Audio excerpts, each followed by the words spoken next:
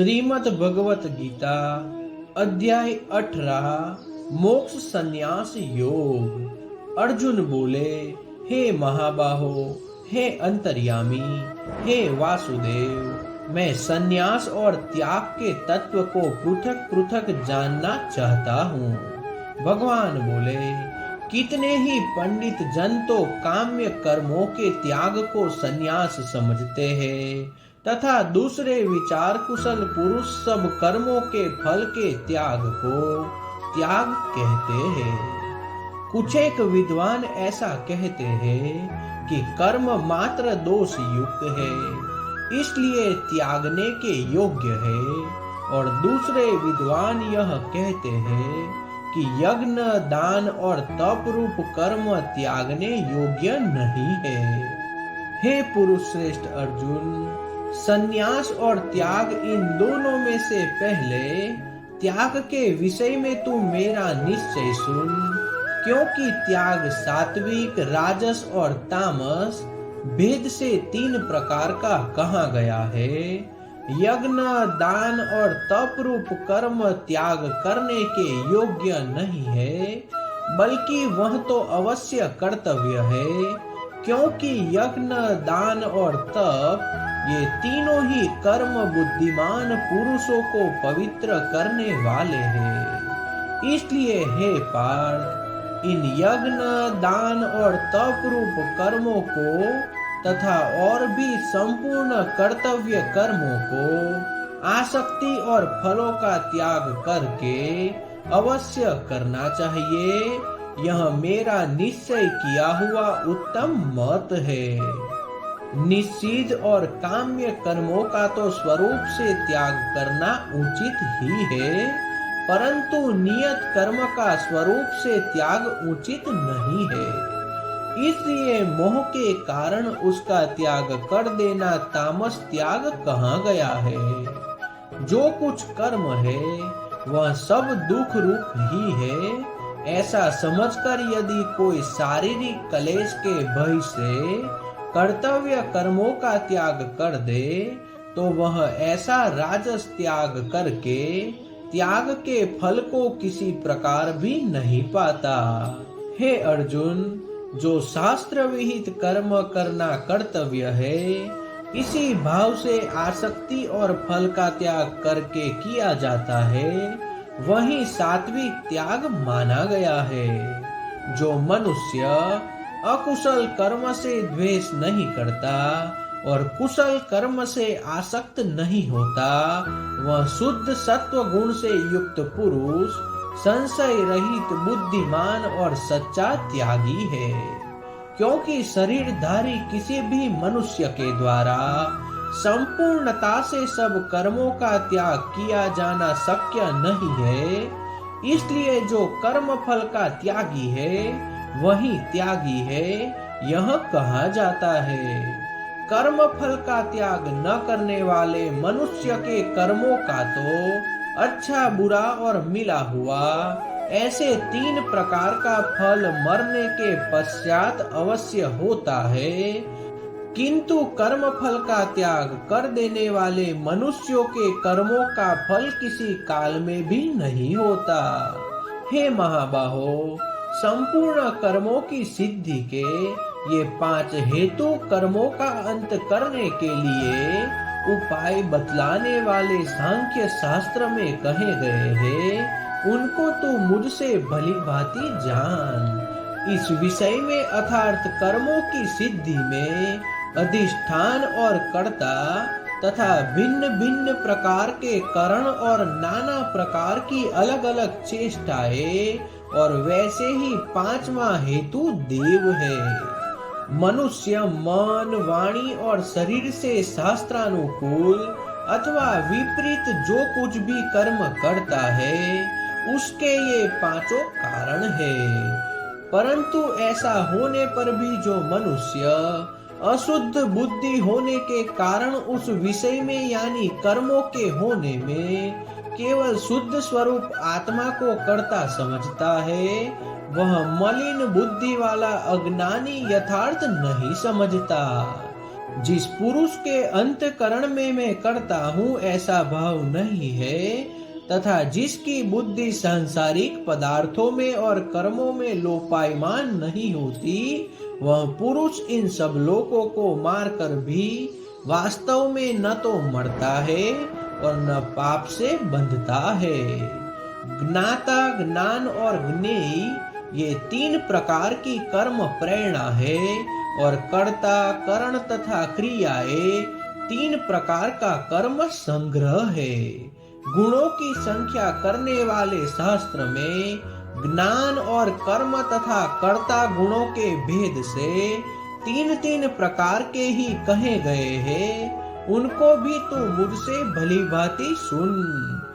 जिस ज्ञान से मनुष्य पृथक पृथक सब भूतों में एक अविनाशी परमात्मा भाव को विभाग रहित संभाव से स्थित देखता है, उस ज्ञान को तू सात्विक जान। किंतु जो ज्ञान अर्थात जिस ज्ञान के द्वारा मनुष्य संपूर्ण भूतों में भिन्न भिन्न प्रकार के नाना भावों को अलग अलग जानता है, उस ज्ञान को तू राजस जान। परंतु जो ज्ञान एक कार्य रूप शरीर में ही संपूर्ण के सुदृढ़ आसक्त है, तथा जो बिना युक्ति वाला तात्विक अर्थ से रहित और तुच्छ है, वह तामस कहाँ गया है। जो कर्म शास्त्र विधि से नियत किया हुआ और कर्तापन के अभिमान से रहित हो, तथा फल न चाहने वाले पुरुष द्वारा बिना राग द्वेष के किया गया हो, वह सात्विक कहा जाता है। परंतु जो कर्म बहुत परिश्रम से युक्त होता है, तथा भोगों को चाहने वाले पुरुष द्वारा या अहंकार युक्त पुरुष द्वारा किया जाता है, वह कर्म राजस कहा गया है। जो कर्म परिणाम, हानि, हिंसा और सामर्थ्य को न विचार कर केवल अज्ञान से आरंभ किया जाता है, वह तामस कहा जाता है। जो कर्ता संग रहित अहंकार के वचन न बोलने वाला, धैर्य और उत्साह से युक्त तथा कार्य के सिद्ध होने और न होने में हर्ष शोकादि विकारों से रहित है, वह सात्विक कहा जाता है। जो कर्ता आसक्ति से युक्त, कर्मों के फल को चाहने वाला और लोभी है, तथा दूसरों को कष्ट देने के स्वभाव वाला, अशुद्धचारी और हर्ष शोक से लिप्त है, वह राजस कहा गया है। जो कर्ता अयुक्त शिक्षा से रहित, घमंडी, धूर्त और दूसरों की जीविका का नाश करने वाला तथा शोक करने वाला, आलसी और दीर्घ सूत्री है, वह तामस कहा जाता है। हे धनंजय, अब तो बुद्धि का और धृति का भी गुणों के अनुसार तीन प्रकार का भेद मेरे द्वारा संपूर्णता से विभाग पूर्वक कहा जाने वाला सुन। हे पार्थ, जो बुद्धि प्रवृत्ति मार्ग और निवृत्ति मार्ग को, कर्तव्य और अकर्तव्य को, भय और अभय को तथा बंधन और मोक्ष को यथार्थ जानती है, वह बुद्धि सात्विक है। हे पार्थ, मनुष्य जिस बुद्धि के द्वारा धर्म और अधर्म को तथा कर्तव्य और अकर्तव्य को भी यथार्थ नहीं जानता, वह बुद्धि राजसी है। हे अर्जुन, जो तमोगुण से गिरी हुई बुद्धि अधर्म को भी यह धर्म है ऐसा मान लेती है, तथा इसी प्रकार अन्य संपूर्ण पदार्थों को भी विपरीत मान लेती है, वह बुद्धि तामसी है। हे पार्थ, जिस अव्यभिचारिणी धारणा शक्ति से मनुष्य ध्यान योग के द्वारा मन, प्राणी और इंद्रियों की क्रियाओं को धारण करता है, वह धृति सात्विकी है। परंतु हे पृथापुत्र अर्जुन, फल की इच्छा वाला मनुष्य जिस धारण शक्ति के द्वारा अत्यंत आसक्ति से धर्म, अर्थ और कामों को धारण करता है, वह धारण शक्ति राजसी है। हे पार्थ, दुष्ट बुद्धि वाला मनुष्य जिस धारण शक्ति के द्वारा निंद्रा, भय, चिंता और दुख को तथा उन्मत्तता को भी नहीं छोड़ता अर्थात धारण किए रहता है, वह धारण शक्ति तामसी है। हे भरत श्रेष्ठ, अब 3 प्रकार के सुख को भी तू मुझसे सुन। जिस सुख में साधक मनुष्य भजन, ध्यान और सेवादि के अभ्यास से रमण करता है और जिससे दुखों के अंत को प्राप्त हो जाता है, जो ऐसा सुख है वह आरंभ काल में यद्यपि विष के तुल्य प्रतीत होता है, परंतु परिणाम में अमृत के तुल्य है। इसलिए वह परमात्मा विषयक बुद्धि के प्रसाद से उत्पन्न होने वाला सुख सात्विक कहा गया है। जो सुख विषय और इंद्रियों के संयोग से होता है, वह पहले भोग काल में अमृत के तुल्य प्रतीत होने पर भी परिणाम में विष के तुल्य है, इसलिए वह सुख राजस कहा गया है। जो सुख भोग काल में तथा परिणाम में भी आत्मा को मोहित करने वाला है, वह निद्रा, आलस्य और प्रमाद से उत्पन्न सुख तामस कहा गया है। पृथ्वी में या आकाश में अथवा देवताओं में तथा इनके सिवा और कहीं भी वह ऐसा कोई भी सत्व नहीं है जो प्रकृति से उत्पन्न इन तीनों गुणों से रहित हो। हे परम तप, ब्राह्मण, क्षत्रिय और वैश्यों के तथा क्षुद्रों के कर्म स्वभाव उत्पन्न गुणों द्वारा विभक्त किए गए हैं। अंतकरण का निग्रह करना, इंद्रियों का दमन करना, धर्म पालन के लिए कष्ट सहना, बाहर भीतर से शुद्ध रहना, दूसरों के उपकारों को क्षमा करना, मन, इंद्रिय और शरीर को सरल रखना, वेद शास्त्र, ईश्वर और परलोक आदि में श्रद्धा रखना, वेद शास्त्रों का अध्ययन अध्यापन करना और परमात्मा के तत्व का अनुभव करना, ये सब के सब ही ब्राह्मण के स्वाभाविक कर्म है। शूरवीरता, तेज, धैर्य, चतुरता और युद्ध में न भागना, दान देना और स्वाभिमान, ये सब के सब ही क्षत्रिय के स्वाभाविक कर्म है। खेती, गौपालन और क्रय विक्रय रूप सत्य व्यवहार, ये वैश्य के स्वाभाविक कर्म है तथा सब वर्णों की सेवा करना शूद्र का भी स्वाभाविक कर्म है। अपने अपने स्वाभाविक कर्मों में तत्परता से लगा हुआ मनुष्य भगवत प्राप्ति रूप परम सिद्धि को प्राप्त हो जाता है। अपने स्वाभाविक कर्म में लगा हुआ मनुष्य जिस प्रकार से कर्म करके परम सिद्धि को प्राप्त होता, उस विधि को तू सुन। जिस परमेश्वर से संपूर्ण प्राणियों की उत्पत्ति हुई है और जिससे यह समस्त जगत व्यापक है, उस परमेश्वर की अपनी स्वाभाविक कर्मों द्वारा पूजा करके मनुष्य परम सिद्धि को प्राप्त हो जाता है। अच्छी प्रकार आचरण किए हुए दूसरे के धर्म से गुण रहित भी अपना धर्म श्रेष्ठ है, क्योंकि स्वभाव से नियत किए हुए स्वधर्म कर्मों को करता हुआ मनुष्य पाप को नहीं प्राप्त होता। अतः हे कुंती पुत्र, दोष युक्त होने पर भी सहज कर्म को नहीं त्यागना चाहिए, क्योंकि धुएं से अग्नि की भांति सभी कर्म किसी न किसी दोष से युक्त है। सर्वत्र आसक्ति रहित बुद्धि वाला, स्पृहा रहित और जीते हुए अंतकरण वाला पुरुष सांख्य योग के द्वारा उस परम नैष्कर्म्य सिद्धि को प्राप्त होता है, जो कि ज्ञान योग की पर निष्ठा है। उस नैष्कर्म्य सिद्धि को जिस प्रकार से प्राप्त होकर मनुष्य ब्रह्म को प्राप्त होता है, उस प्रकार है कुंती पुत्र, तू संक्षिप्त में ही मुझसे समझ।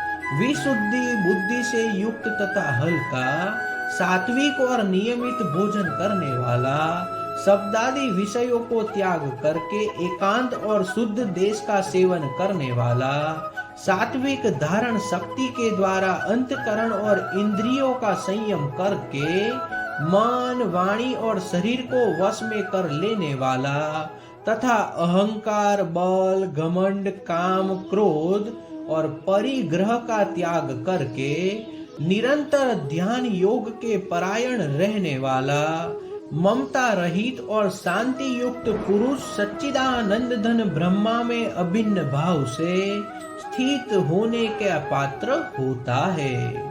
फिर वह सच्चिदानंद घन ब्रह्मा में एक ही भाव से स्थित प्रसन्न मन वाला योगी न तो किसी के लिए शोक करता है और न किसी की आकांक्षा ही करता है। ऐसा समस्त प्राणियों में समभावना वाला योगी मेरी पराभक्ति को प्राप्त हो जाता है। उस पराभक्ति के द्वारा वह मुझ परमात्मा को मैं जो हूँ और जितना हूँ ठीक वैसा का वैसा तत्व से जान लेता है तथा उस भक्ति से मुझको तत्व से जानकर तत्काल ही मुझ में प्रविष्ट हो जाता है। मेरे परायण हुआ कर्मयोगी तो संपूर्ण कर्मों को सदा करता हुआ भी मेरी कृपा से सनातन अविनाशी परम पद को प्राप्त हो जाता है। सब कर्मों का मन से मुझ में अर्पण करके तथा समबुद्धि रूप योग को अवलंबन करके मेरे परायण और निरंतर मुझ में चित्त वाला हो। उपयुक्त प्रकार से मुझ में चित्त वाला होकर तू मेरी कृपा से समस्त संकटों को अनायास ही पार कर जाएगा और यदि अहंकार के कारण मेरे वचनों को न सुनेगा तो नष्ट हो जाएगा अर्थात परमार्थ से भ्रष्ट हो जाएगा। जो तू अहंकार का आश्रय न लेकर यह मान रहा है कि मैं युद्ध नहीं करूंगा तो तेरा यह निश्चय मिथ्या है, क्योंकि तेरा स्वभाव तुझे जबरदस्ती युद्ध में लगा देगा।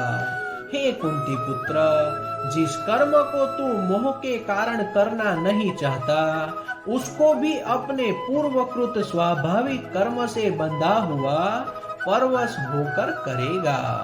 हे अर्जुन, शरीर रूप यंत्र में आरूढ़ हुई संपूर्ण प्राणियों को अंतर्यामी परमेश्वर में अपनी माया से उनके कर्मों के अनुसार भ्रमण कराता हुआ सब प्राणियों के हृदय में स्थित है।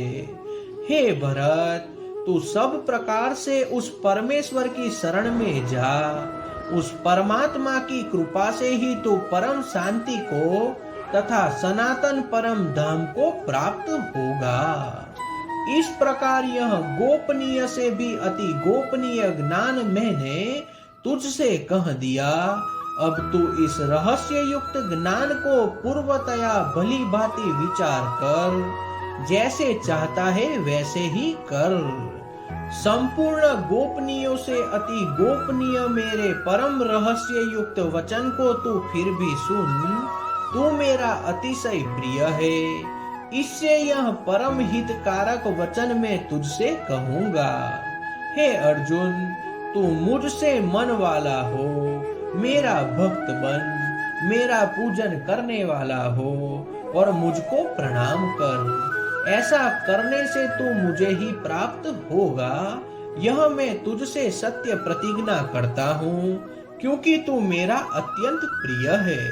संपूर्ण धर्मों को अर्थात संपूर्ण कर्तव्य कर्मों को मुझ में त्याग कर तू केवल एक मुझ सर्वशक्तिमान सर्वाधार परमेश्वर की ही शरण में आ जा। मैं तुझे संपूर्ण पापों से मुक्त कर दूंगा, तू शोक मत कर। तुझे यह गीता रूप रहस्य उपदेश किसी भी काल में न तो तप रहित मनुष्य से कहना चाहिए, न भक्ति रहित से और न बिना सुनने की इच्छा वाले से ही कहना चाहिए, तथा जो मुझ में दोष दृष्टि रखता है उससे तो कभी भी नहीं कहना चाहिए। जो पुरुष मुझ में परम प्रेम करके इस परम रहस्य युक्त गीता शास्त्र को मेरे भक्तों से कहेगा वह मुझको ही प्राप्त होगा, इसमें कोई संदेह नहीं है। उससे बढ़कर मेरा कोई प्रिय कार्य करने वाला मनुष्यों में कोई भी नहीं है, तथा पृथ्वी भर में उससे बढ़कर मेरा प्रिय दूसरा कोई भविष्य में होगा भी नहीं। जो पुरुष धर्ममय हम दोनों के संवाद रूप गीता शास्त्र को पढ़ेगा, उसके द्वारा भी मैं ज्ञान यज्ञ से पूजित होऊंगा, ऐसा मेरा मत है। जो मनुष्य श्रद्धा युक्त और दोष दृष्टि से रहित होकर इस गीता शास्त्र को श्रवण भी करेगा, वह भी पापों से मुक्त होकर उत्तम कर्म करने वालों के श्रेष्ठ लोकों को प्राप्त होगा। हे पार्थ, क्या इस गीता शास्त्र को तूने एकाग्र चित्त से श्रवण किया? और हे धनंजय, क्या तेरा अज्ञान जनित मोह नष्ट हो गया? अर्जुन बोले, हे अच्युत, आपकी कृपा से मेरा मोह नष्ट हो गया और मैंने स्मृति प्राप्त कर ली है। अब मैं संशय रहित होकर स्थित हूँ, अतः आपकी आज्ञा का पालन करूंगा। संजय बोले, इस प्रकार मैंने श्री वासुदेव के और महात्मा अर्जुन के इस अद्भुत रहस्य युक्त रोमांचकारक संवाद को सुना। श्री व्यास जी की कृपा से दिव्य दृष्टि पाकर मैंने इस परम गोपनीय योग को अर्जुन के प्रति कहते हुए स्वयं योगेश्वर भगवान श्री कृष्ण से प्रत्यक्ष सुना है। हे राजन, भगवान श्री कृष्ण और अर्जुन के इस रहस्य युक्त कल्याणकारक और अद्भुत संवाद को पुनः पुनः स्मरण करके मैं बार बार हर्षित हो रहा हूँ। हे राजन, श्री हरि के उस अत्यंत विलक्षण रूप को भी पुनः पुनः स्मरण करके मेरे चित्त में महान आश्चर्य होता है और मैं बार बार हर्षित हो रहा हूँ। हे राजन, जहाँ योगेश्वर भगवान श्री कृष्ण है और जहाँ गांडीव धनुषधारी अर्जुन है, वहीं पर श्री विजय विभूति और अचल नीति है, ऐसा मेरा मत है। तो इस प्रकार उपनिषद, ब्रह्म विद्या तथा योग शास्त्र रूप श्रीमद् भगवत गीता के श्री कृष्ण अर्जुन संवाद में मोक्ष संन्यास योग नामक 18वां अध्याय समाप्त हुआ। श्री कृष्ण कन्हैया लाल की जय।